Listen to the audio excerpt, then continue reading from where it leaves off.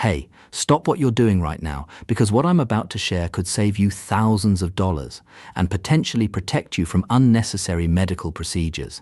And today I want to share something that most doctors never talk about publicly.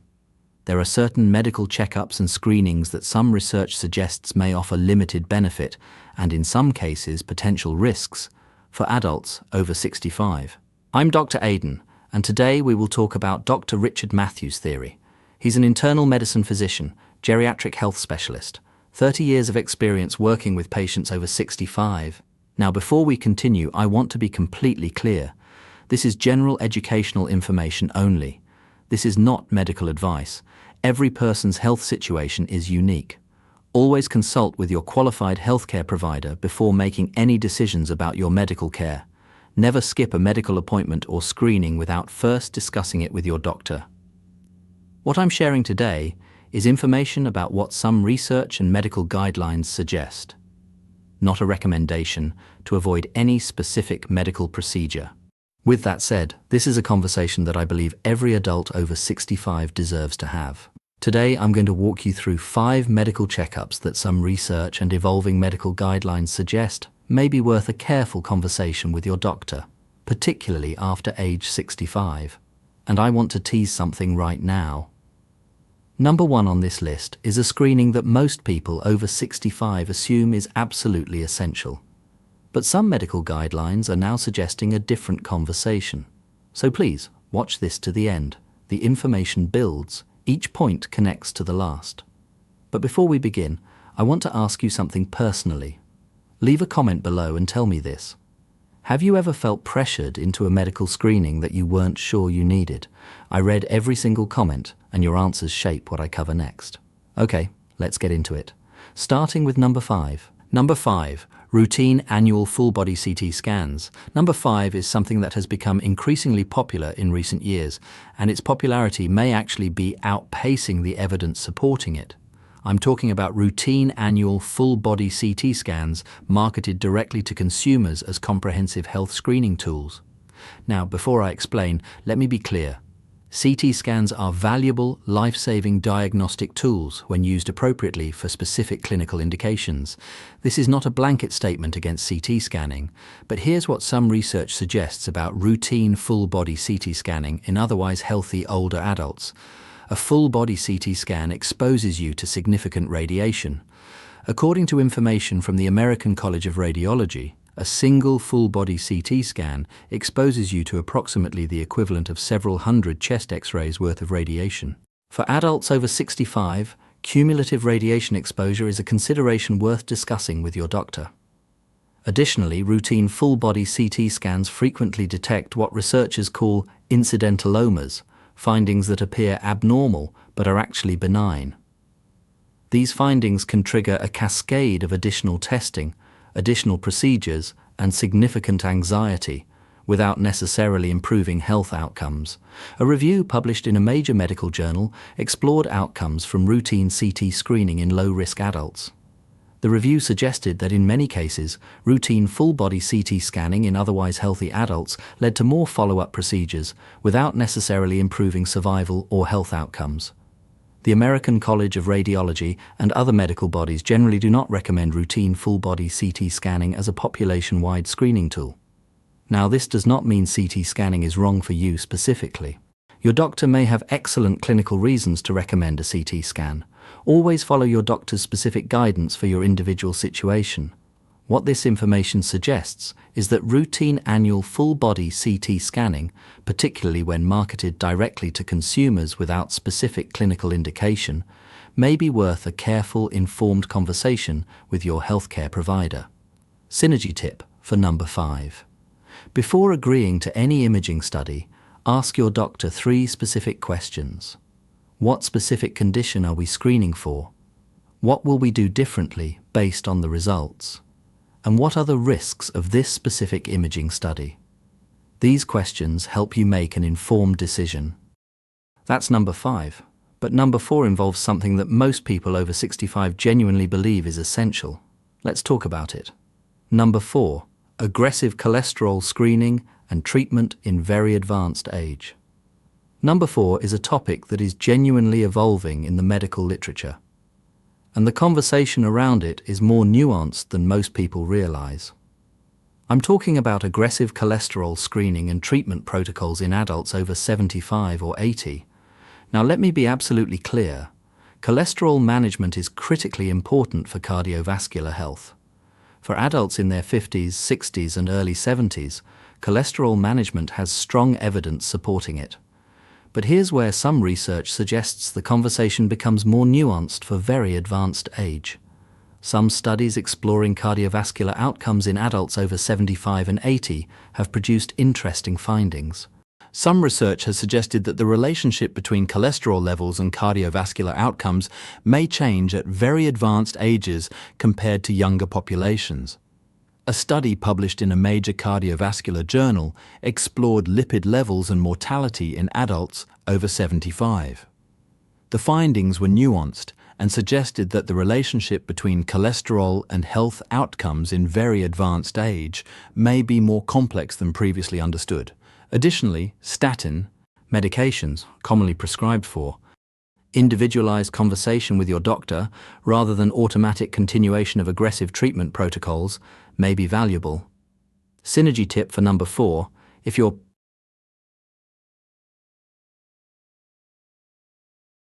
cholesterol management can have side effects that some research suggests may be particularly significant for older adults. These include potential effects on muscle function and cognitive function, areas of particular concern for older adults. The American College of Cardiology and American Heart Association guidelines acknowledge that decisions about cholesterol management in adults over 75 should be highly individualized, involving careful consideration of overall health status, life expectancy, and personal preferences. This doesn't mean cholesterol management is wrong for you specifically. Many older adults benefit significantly from appropriate cholesterol management.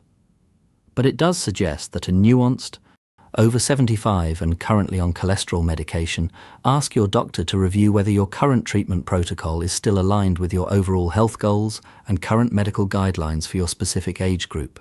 This is a conversation, not a decision to make unilaterally. Number 4 is important, but number 3 is where things become genuinely fascinating. And if you're finding this valuable so far, this is a good moment to hit that subscribe button and give this video a like. I release evidence-based health education content for adults over 65 every single week, and your support makes that possible. Number 3, routine PSA screening without shared decision-making. Number 3 is something that affects millions of men over 65 every year, and the conversation around it has shifted significantly in medical guidelines over the past decade. I'm talking about routine PSA, prostate-specific antigen, screening without what medical guidelines call shared decision-making. Now, PSA testing can be a valuable tool. For some men, it detects prostate cancer early and saves lives. This is not a blanket statement against PSA testing, but here's what some evolving medical guidelines suggest about routine PSA screening, particularly in men over 70. The United States Preventive Services Task Force, one of the most respected bodies for preventive care guidelines, recommends that for men over 70, the decision about PSA screening should involve careful individual consideration rather than routine automatic screening. Here's why. Prostate cancer in older men is often what researchers call indolent, meaning it grows very slowly and may never cause symptoms or affect life expectancy. Some research suggests that a significant proportion of prostate cancers detected through PSA screening in older men may never have caused harm. However, once cancer is detected, treatment often follows. And prostate cancer treatments, including surgery and radiation, carry their own significant risks, including urinary incontinence and sexual dysfunction. This creates what researchers call overdiagnosis and overtreatment, detecting and treating cancers that may never have caused harm while exposing patients to treatment side effects. A major medical journal review explored outcomes from PSA screening across different age groups. The review suggested that in men over 70, the benefit-to-risk ratio of routine PSA screening becomes less clear compared to younger men. This doesn't mean PSA testing is wrong for you specifically. Some men over 70 with specific risk factors may benefit significantly from PSA screening, but it does suggest that this decision deserves a careful, personalized conversation with your doctor, not automatic routine screening. Synergy tip for number 3. Before your next PSA test, ask your doctor specifically about the benefit to risk ratio for your individual situation, considering your age, overall health, family history, and personal preferences. This shared decision-making approach is now recommended by major medical guidelines. Number 3 is significant, but the next two are where things become genuinely important. Number 2, tight blood sugar control protocols in frail older adults. Number 2 involves something that affects millions of older adults with diabetes, and the evolving research around it is some of the most important information I share with my older patients. I'm talking about aggressive tight blood sugar control protocols in frail older adults with diabetes. Now, blood sugar management is critically important for people with diabetes. Appropriate diabetes management saves lives and prevents serious complications. This is not a statement against diabetes management, but here's what some evolving medical guidelines suggest about aggressive tight control in frail older adults.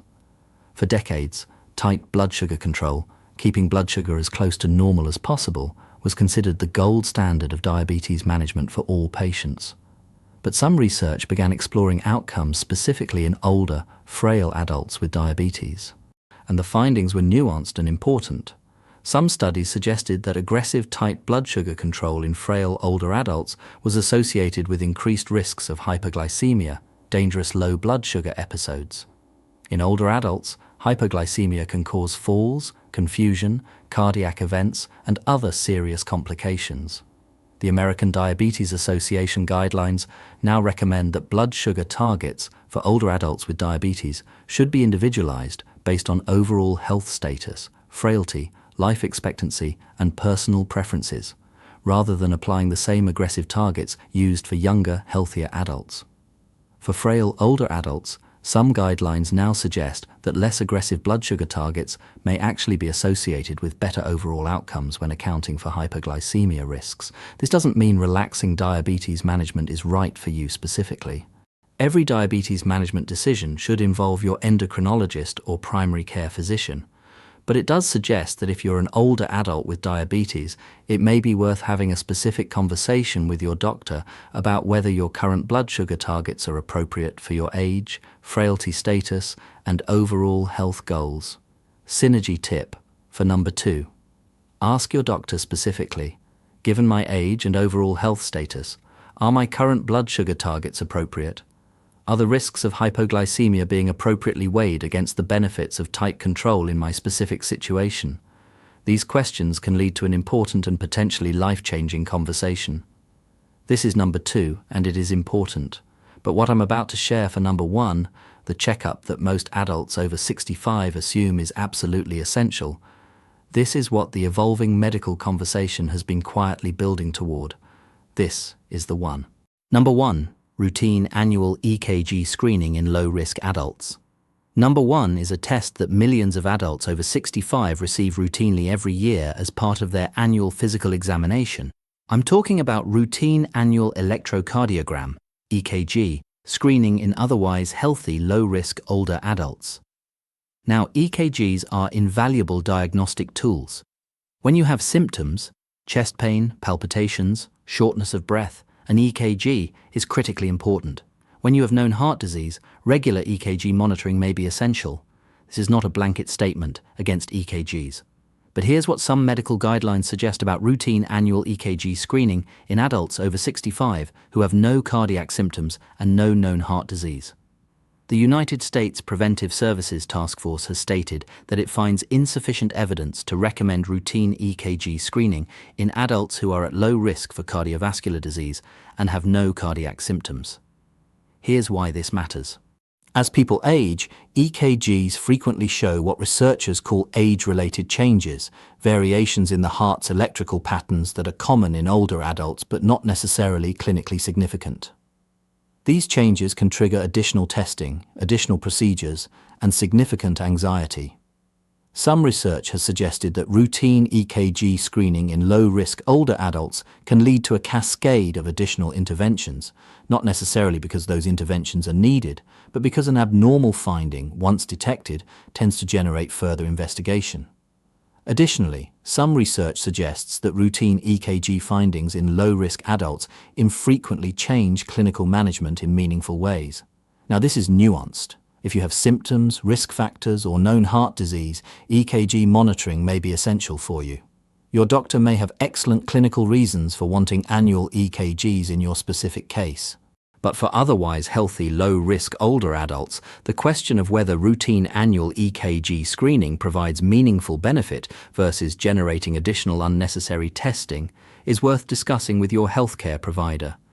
I had a patient, Harold, 73 years old, from Chicago, a retired engineer who came to me confused and anxious. His previous doctor had been ordering routine annual EKGs. One year, the EKG showed a minor variation. This triggered a stress test.